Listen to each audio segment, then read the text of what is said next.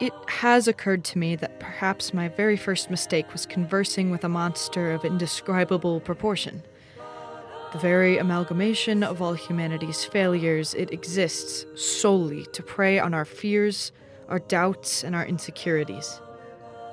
Never will its gluttonous belly be filled, and never will it find peace but in its own destruction.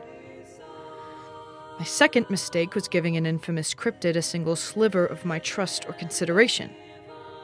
If you were to make his acquaintance, you would understand at once.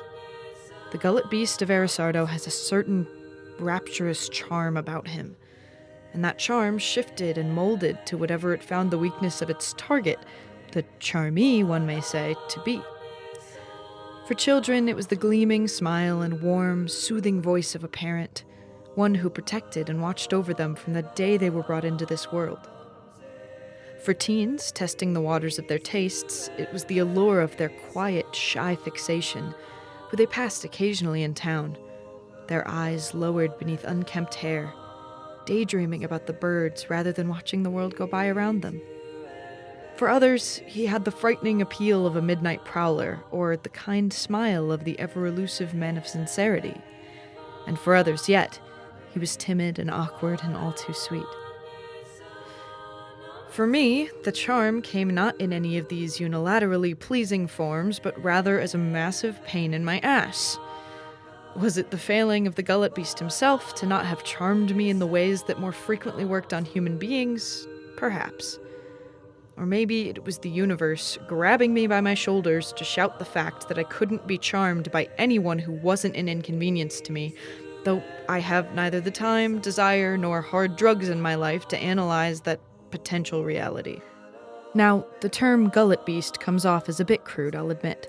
The wording itself arose from a linguistic domino effect and just a touch of aestheticism, as those who choose to see the man as a beast are somewhat misled. Perhaps this is the reason that nobody seems to be able to locate him, be it cultists, historians, devoted acquaintances, past lovers, or really anyone seeking his attention. In the forgotten lands of Arisardo, from which he allegedly spawned, or at the very least was discovered, they spoke a quaint language called Frapsilian. In this dead tongue, the different intricate words for the smaller parts of our digestive tract are absent, all pieces reduced to merely one word, Chahina. To further compound this confusion, Chahina can also be used as a verb meaning to eat or to consume. Those from Arisardo used this phrase based on the rough translation of the man having a beastly appetite when they met him. He would eat and eat and eat, obviously not food, and they would point at him and say, Chahina ve elveki tzuze, or the one with the beastly appetite.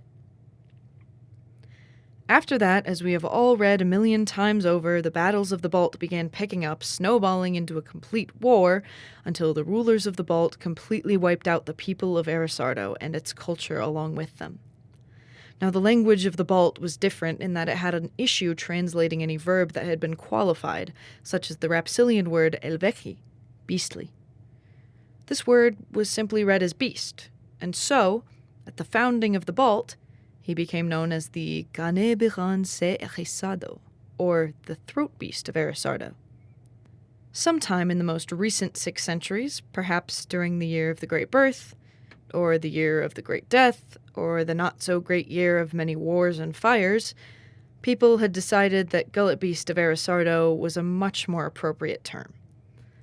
My own personal theory is that some strict parent or caretaker wished to give their child a personal boogeyman which could be used to inspire them to do their chores and the like. They gave the beast a crude, scary name, and the concept spread like wildfire. It traveled to all corners of Henten until the idea of the thing was so entirely separate from its reality that it sent all those interested on a wild goose chase. We have been obsessed with trying to find a monster that never existed, when all this time, we should only have been looking for a man.